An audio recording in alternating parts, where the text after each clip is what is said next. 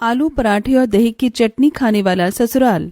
Gym के अंदर तेज music बज रहा होता है। लोग अपनी अपनी मशीनों पर पसीना बहा रहे होते हैं। एक तरफ नेहा और राघव ट्रेडमिल पर दौड़ रहे होते हैं। दोनों के चेहरे पर फोकस साफ दिख रहा होता है। नेहा, तुम रोज इतनी मेहनत करती हो, थकती नहीं हो क्या? थकती हूँ, लेकिन जब रिजल्ट दिखता है ना तो सारी थकान दूर हो जाती है। कुछ देर बाद जिम का टाइम खत्म हो जाता है। सभी लोग बाहर निकलकर खड़े हो जाते हैं। यहाँ देख, साइड में पानी पूरी और टिक्की का ठेला लगा है। चलना, आज चीट डे मना लेते हैं। हाँ यार, इतना वर्कआउट किया है। नहीं यार, मैं अपनी डाइट को लेकर बहुत स्ट्रिक्ट हूँ। मुझे घर जाकर स्प्राउट्स खाने हैं। ये सब बाहर का खाना मैं नहीं खाती। थोड़ी दूरी पर राघव अपने दोस्तों के साथ खड़ा होकर नेहा की बातें सुन रहा होता है। यार देख, वो नेहा है ना, कितनी फिट और ब्यूटीफुल है। उतनी ही अपनी डाइट को लेकर स्ट्रिक्ट भी है। आजकल की लड़कियां 1-2 दिन तो चीट डे रख लेती हैं, लेकिन ये कभी नहीं करती। डिसिप्लिन इसी को कहते हैं। राघव की नजरें बार बार नेहा की तरफ जारी होती हैं। उसके चेहरे पर साफ दिख रहा होता है कि वो नेहा से काफी इंप्रेस हो चुका है। राघव का दरवाजा खुलता है और जैसे ही अंदर कदम रखता है, पूरे घर में शालू के पराठों की खुशबू फैल जाती है। ओह गॉड, फिर से। हॉल में कमला देवी आराम से बैठी होती हैं। मम्मी, मैं वहां जिम में 1 घंटा मेहनत करके आता हूँ और यहाँ आकर आप सब जीरो कर देते हो। क्यों, आज पहली बार थोड़ी ही आलू के पराठे खा रहा है। हर रोज तो यही खाता है। मम्मी, मैंने अब जिम ज्वाइन कर लिया है। माना मुझे आलू के पराठे पसंद है, लेकिन आप थोड़ा घर के खाने पर कंट्रोल करो। उधर रसोई में शिल्पा चूल्हे के सामने खड़ी होती है। गर्म तवे से निकलती भाप और उसकी मेहनत साफ दिखाई दे रही होती है। मैं तो बहुत परेशान हो गई हूँ। रोज रोज आलू के पराठे, सुबह दोपहर शाम, बस यही।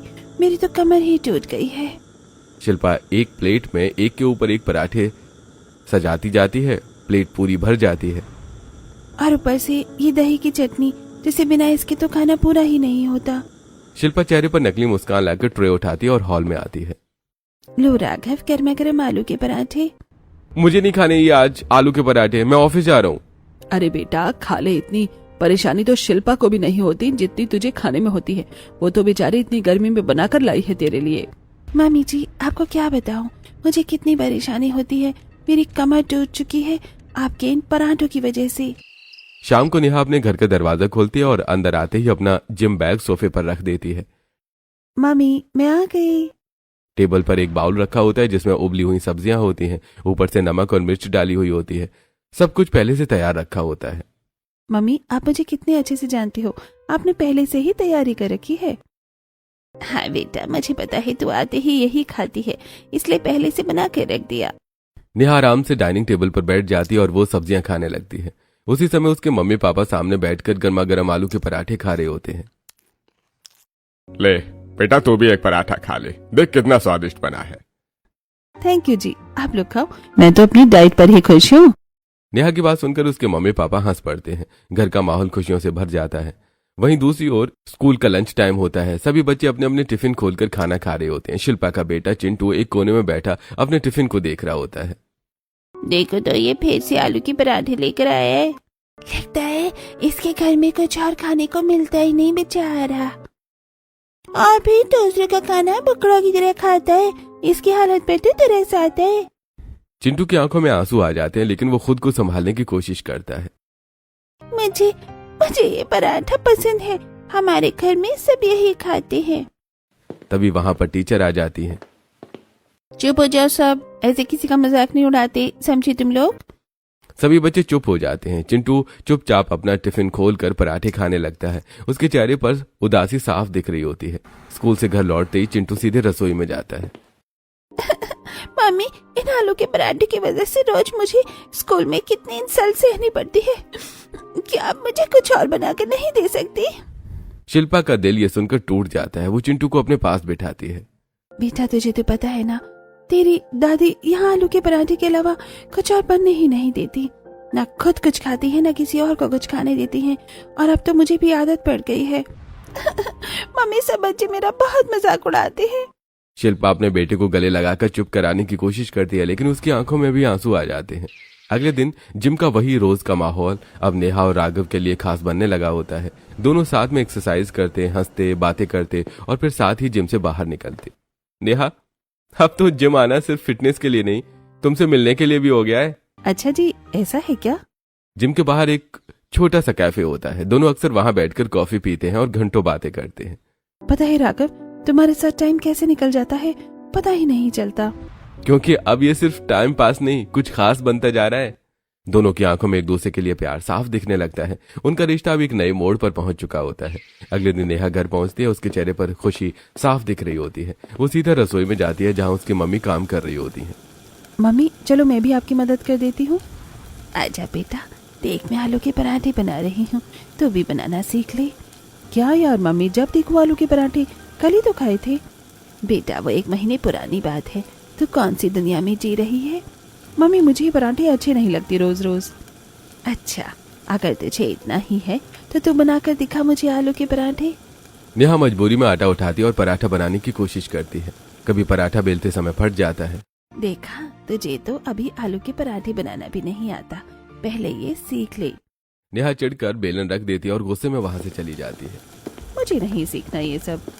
मधुबाला उसे जाते हुए देखती है और धीरे से कहती है, बेटा कभी कभी जिंदगी उल्टा भी कर देती है।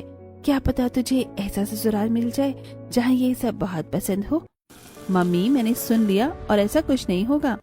उसी शाम नेहा और राघव पार्क में बैठे होते हैं। हल्की ठंडी हवा चल रही होती है। नेहा, अब मुझे लगता है हमें अपने मम्मी पापा को सब बता देना चाहिए। हाँ, मैं भी यही सोच रही थी। मुझे तुमसे शादी करनी है।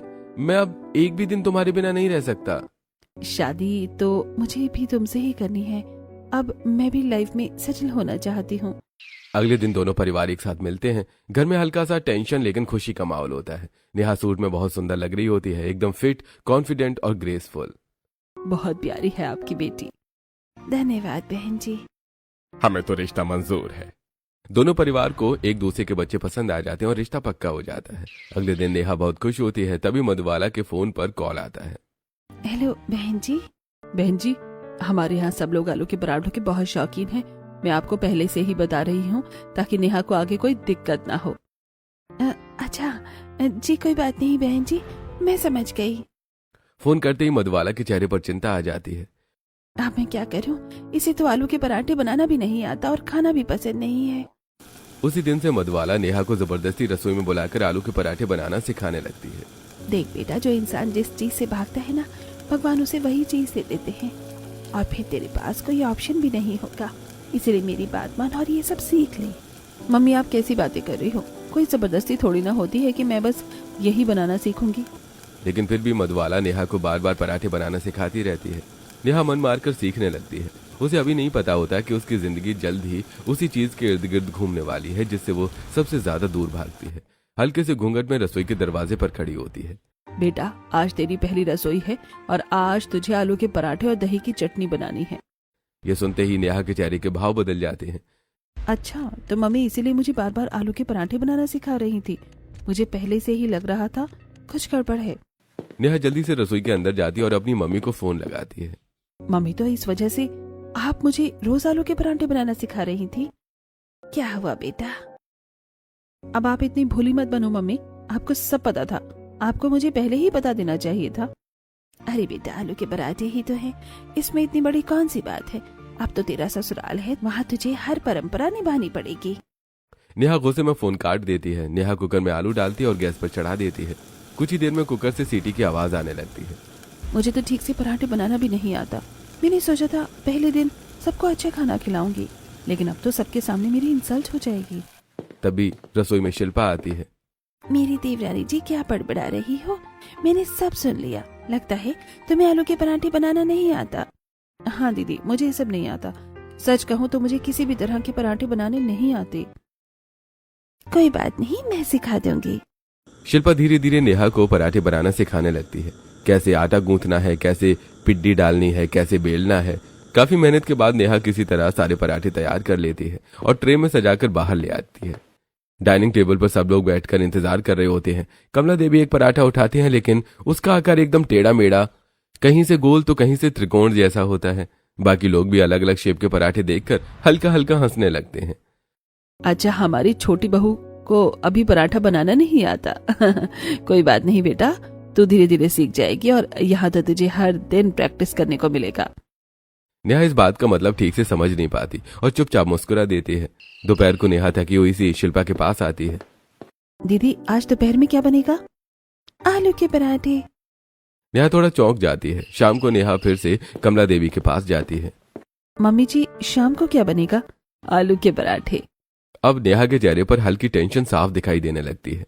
रात को नेहा अपने कमरे में थककर बिस्तर पर गिर जाती है। उफ, आज तो आलू के पराठे मिशन कंप्लीट हो गया। तभी राघव बाथरूम से बाहर आता है और नेहा के पास बैठ जाता है। क्या हुआ, मेरी बीवी थक गई है क्या? सुबह से ये जो आलू के पराठों की परेड लगी है ना, इसे बनाते बनाते मेरी तो पहले ही दिन कमर टूट गई है। अरे कोई बात नहीं, धीरे धीरे ससुराल में आदत हो जाएगी। नेहा उसकी बात सुनकर चुप हो जाती है। अगले दिन सुबह को घर में फिर से वही रूटीन शुरू हो जाता है। रसोई में कमला देवी पहले ही आलू उबाल कर रख देती हैं। नेहा बेटा जल्दी आजा, आलू के पराठे बनाने हैं। नेहा आधी खुली आंखों के साथ रसोई में आती है और चुपचाप काम शुरू कर देती है।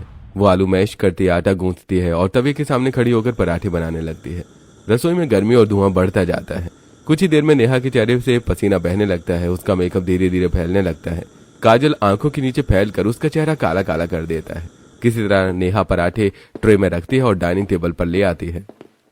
अरे बेटा ये क्या हाल बना लिया तूने? आलू के पराठे बना रही थी या किसी से कुश्ती कर रही थी?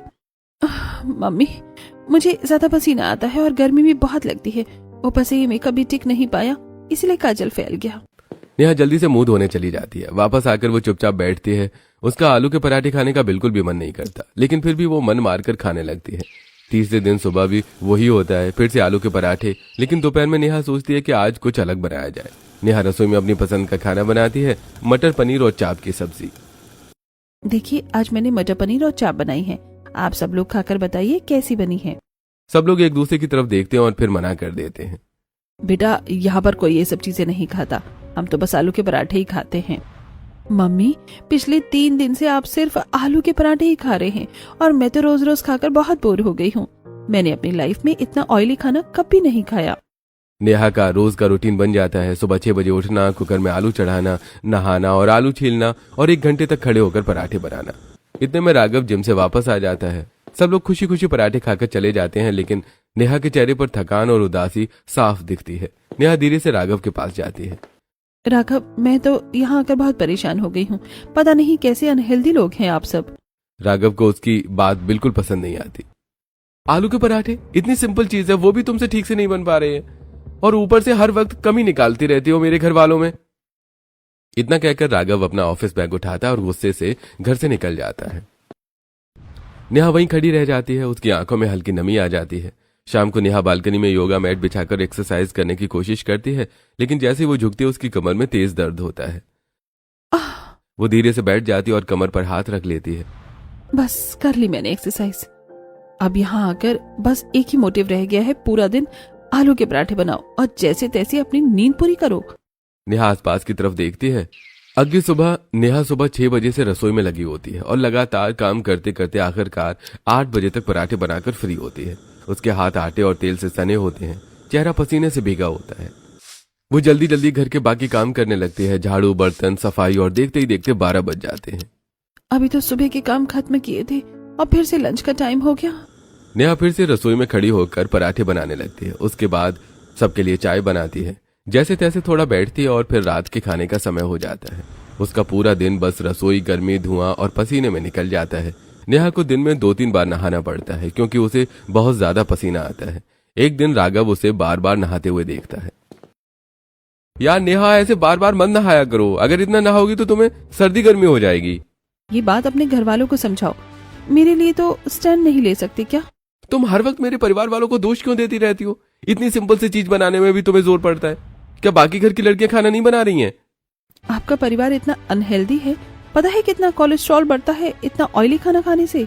मुझे पता है तुम हेल्थ कॉन्शियस हो, लेकिन मेरे परिवार की पसंद का भी थोड़ा ध्यान रखा करो।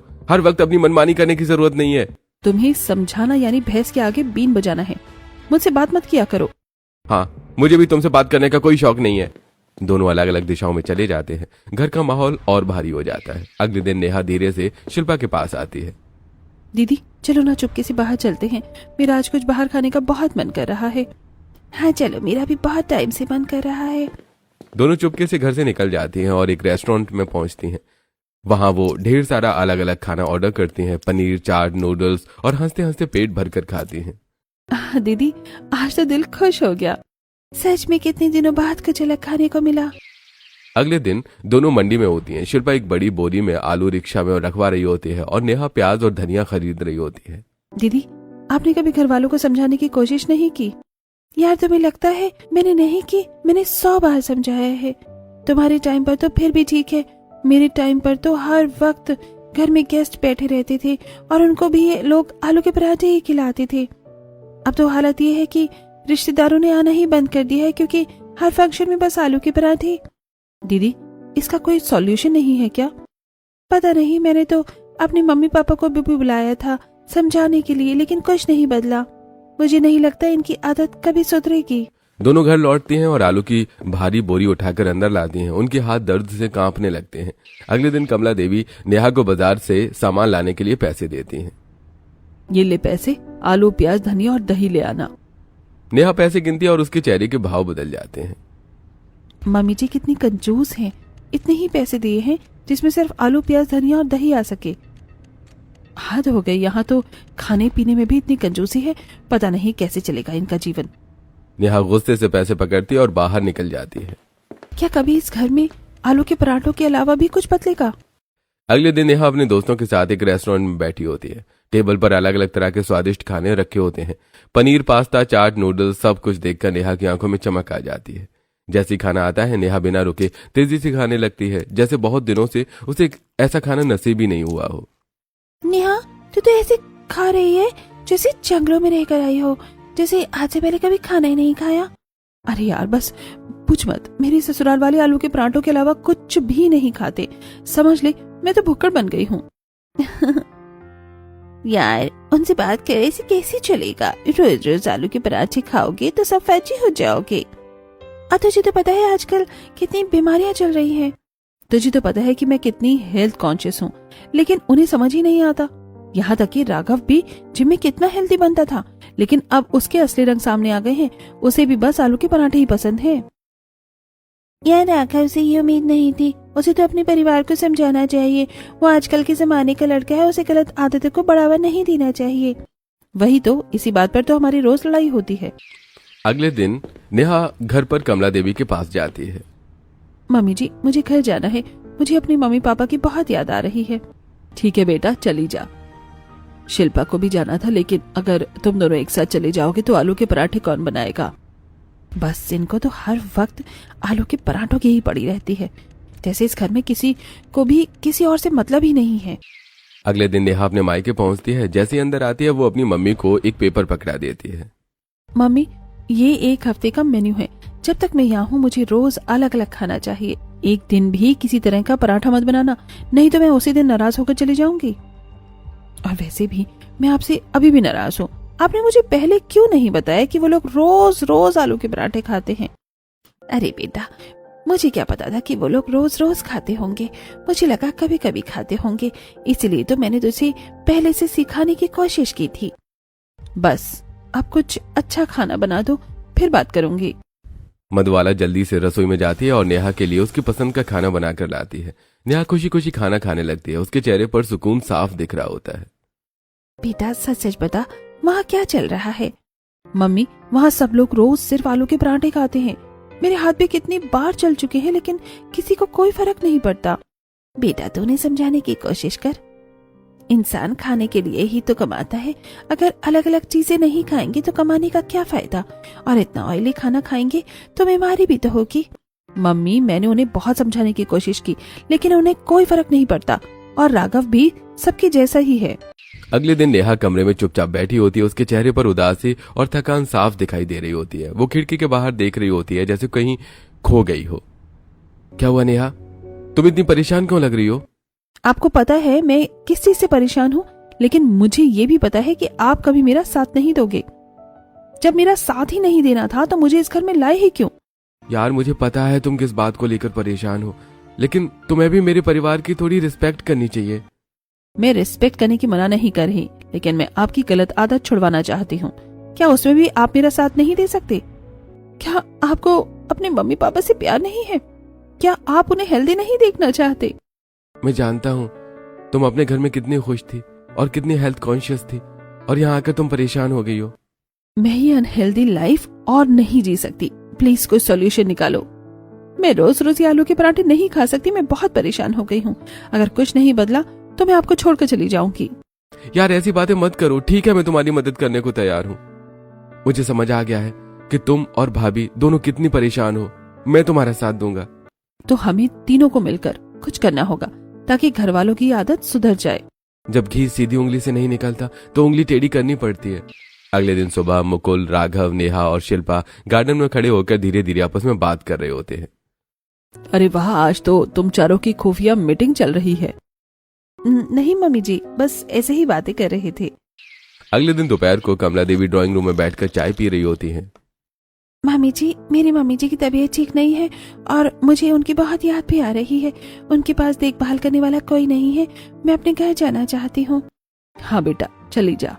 छोटी बहू है ना, वो हमें आलू के पराठे बनाकर खिला देगी। जी मम्मी जी। जल्दी आना। तुझे तो पता है ना हमें किस तरह के पराठे पसंद है। तेरे हाथ के पराठे बहुत अच्छे लगते हैं। मैं अपने घर जा रही हूँ और इन्हें अभी भी आलू के पराठों की पड़ी है। पता नहीं मेरे माँ बाप ने मेरी शादी किस घर में कर दी। शिल्पा अपने बेटे चिंटू को लेकर मायके चली जाती है। शाम को अब घर में सिर्फ नेहा ही रसोई संभाल रही होती है। वो सबके लिए पराठे बनाती और डाइनिंग टेबल पर रख देती है। सभी लोग खुशी खुशी पराठे खाने लगते हैं, लेकिन कुछ ही देर के बाद एक एक करके सबको पेट में गड़बड़ी महसूस होने लगती है। अरे ये क्या हो गया? मुझे भी बार बार बाथरूम जाना पड़ रहा है। घर में सब लोग एक एक करके बाथरूम की तरफ भागने लगते हैं। पता नहीं आज क्या हो गया, बार बार लूज मोशन लग रहे हैं। मम्मी जी, ये सब आलू के पराठों का कमाल है। ये जो आप रोज रोज खाते हैं ना, इसकी वजह से गैस और पेट की दिक्कत हो गई है। अरे आज से पहले भी तो कुछ नहीं हुआ और ये आलू के पराठों से नहीं हुआ है। तो बस हर वक्त हमारे आलू के पराठों के खिलाफ ही रहती है। शायद अब इन्हें समझाने का सही मौका आ गया है।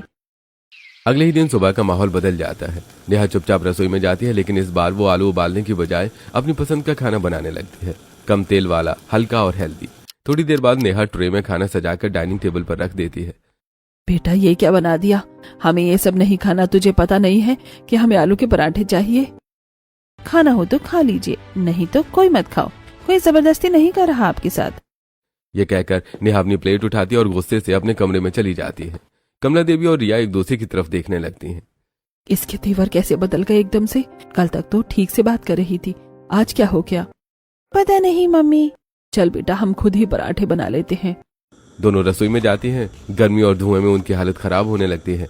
रिया आलू छीलते छीलते गलती से अपना हाथ जला बैठती है। मम्मी। बेटा आराम से, धीरे धीरे कर। किसी तरह दोनों मिलकर पराठे बनाती हैं और टेबल पर लाकर रखती हैं। दोपहर को भी वही होता है। नेहा अपनी पसंद का खाना बनाती है और कमला और रिया को फिर से आलू के पराठे बनाने पड़ते हैं।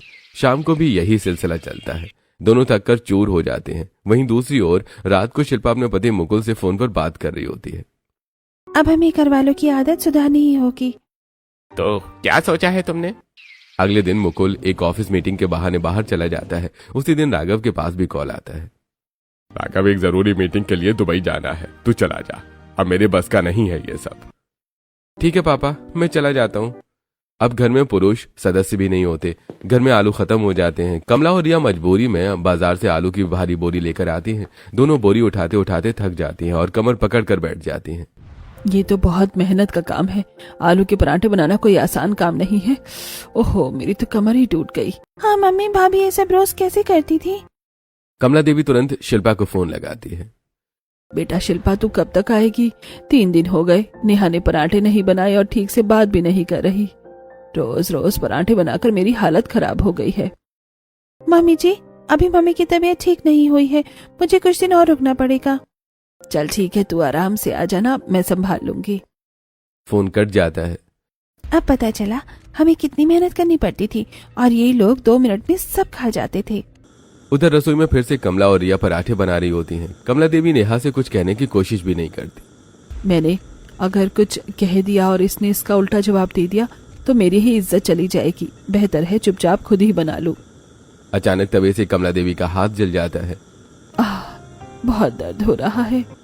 रिया भाग कर आती और जल्दी से बैंडेज लगाती है। मम्मी ध्यान से काम किया करो। कमला दर्द के बावजूद फिर से पराठे बनाने लगती हैं। पहले ही बहुएं कितनी अच्छी होती थी, जो सास कहती थी वही करती थी, और आजकल की बहुएं देखो घमंड में चूर, सास को ही जवाब दे रही हैं। हमारी पसंद का कुछ नहीं बनाएंगी, बस अपनी मनमानी करेंगी। मम्मी, आपकी भी तो गलती है। भाभी ने आपको कितनी बार समझाया था, लेकिन आपने उनकी एक बात नहीं सुनी। ये मेरा घर है और यहाँ जो मैं कहूँगी वही बनेगा। तो ठीक है मम्मी, आप बनाते रहो। भाभी ने साफ मना कर दिया है, अब आपको ही बनाना पड़ेगा। रसोई में चुप्पी छा जाती है। अब धीरे धीरे घर वालों को एहसास होने लगता है जिस चीज को हम आसान समझते हैं वो असल में कितना मुश्किल है। अगले कई दिनों तक घर का पूरा माहौल बदल जाता है। नेहा रोज रोज अपनी पसंद की अलग अलग सब्जियां बनाती है, कभी मिक्स वेज, कभी पनीर, कभी दाल, लेकिन आलू के पराठे बिल्कुल बंद कर देती है। उधर कमला और रिया को मजबूरी में खुद ही रोज सुबह मंडी जाना, फिर गर्म रसोई में खड़े होकर पराठे बनाना, उनकी हालत धीरे धीरे खराब होने लगती है। मैं नहीं जाऊंगी इतनी गर्मी में मंडी, और जब यहाँ कोई सब्जी बनती ही नहीं तो मैं क्यों पसीना बहाऊं। जो मुझे चाहिए होगा मैं ऑनलाइन मंगा लूंगी। कमला देवी धूप में मंडी से लौटती हैं। उनका चेहरा थका हुआ होता है, कपड़े पसीने से भीगे होते हैं। अरे ये तो बहुत मुश्किल काम है। घर आकर आलू रखती हैं और रिया को रसोई में बुलाती हैं। मम्मी, अब मैं रोज रोज आलू के पराठे खाकर और बनाकर थक गई हूँ। आप अपनी आदत बदल लो, मेरे बस का नहीं है ये सब। अरे मैं भी तो तेरे साथ हूँ, चल मेरी मदद कर। नहीं मम्मी, अब मुझसे नहीं होगा। चुपचाप कर, नहीं तो एक थप्पड़ लगाऊंगी। रिया डर के मारे फिर से काम में लग जाती है। ऐसे ही करते करते 15 दिन बीत जाते हैं। 15 दिन बाद नेहा टेबल पर शाही पनीर और रोटी रखती है। इस बार कमला और रिया बिना कुछ कहे वही खाना खाने लगती हैं। राघव और मुकुल दोनों मीटिंग से वापस आ जाते हैं। अरे वाह, आज तो सब आलू के पराठे छोड़कर शाही पनीर और रोटी खा रहे हैं। क्या बात है, आज सूरज कहीं और से तो नहीं निकला। कमला देवी हल्की सी मुस्कान के साथ नीचे देखती है। हाँ बेटा, हमने इसलिए खा लिया क्योंकि अब हमें समझ आ गया है। देख मेरे हाथ कितनी जगह से जल चुके हैं। जब 15 दिन हमने खुद पराठे बनाए तब पता चला कि कितना मुश्किल काम है ये। नेहा भी अपना हाथ आगे बढ़ाती है। मम्मी, मेरे हाथ भी कई बार जल चुका है। मैं बस आपको यही समझाना चाहती थी कि जितनी मेहनत हमें बनाने में लगती है उतनी मेहनत आपको खाने में नहीं लगती। भाभी, आप समझ में आ गया है कि आप ऐसा व्यवहार क्यों कर रही थी। हाँ, अब हमें भी अपनी आदत बदल लेनी चाहिए। अरे जब घर में नए लोग आते हैं तो घर को उनके हिसाब से भी चलाना पड़ता है, तभी घर जुड़ा रहता है, वरना टूट भी सकता है। तभी दरवाजे से शिल्पा अंदर आती है। अरे शिल्पा, तू भी सही टाइम पर आई है। देख, हमारे आलू के पराठों वाली आदत छूट गई। मम्मी जी, ये टाइमिंग हमारी बनाई हुई थी। मतलब? उस दिन गार्डन में। नेहा, तुम अपने घर चली जाना कुछ दिन। अरे नहीं बाबा, मैं मम्मी के सामने गुस्सा नहीं दिखा सकती। तो ठीक है भाभी, आप मायके चली जाओ और नेहा यहाँ सख्ती दिखाएगी। हाँ, मैं सबको सबक सिखा दूंगी। तुम्हें मजबूत बनना होगा, ऐसा दिखाना होगा कि तुम्हें कोई फर्क नहीं पड़ता, तभी ये बदलाव आएगा। ठीक है। और हम दोनों मीटिंग के बहाने बाहर चले जाएंगे ताकि मम्मी को खुद सब बनाना पड़े। अच्छा, तो ये सब प्लान था। तुमने हमें इस तरह समझाना सही समझा। मम्मी, मैंने आपको कई बार प्यार से समझाया था, लेकिन आपने सुना ही नहीं, इसलिए मुझे ये रास्ता अपनाना पड़ा। कुछ पल के लिए सब चुप हो जाते हैं, फिर माहौल हल्का हो जाता है। चलो, अब हमारी पराठे वाली आदत भी छूट गई और हमें यह भी पता चल गया कि हमारी बहू कितना अच्छा खाना बनाती है। सब लोग हंस पड़ते हैं। पूरा परिवार एक साथ बैठकर शाही पनीर और रोटी खाने लगता है। इस बार बिना किसी जिद, बिना किसी मजबूरी के, बस साथ और समझदारी के साथ। अगर आपके घर में भी सालों से एक ही तरह का खाना बनेगा तो क्या आप उसे बदलने की कोशिश करेंगे या उसे ही रोज खाना शुरू कर देंगे?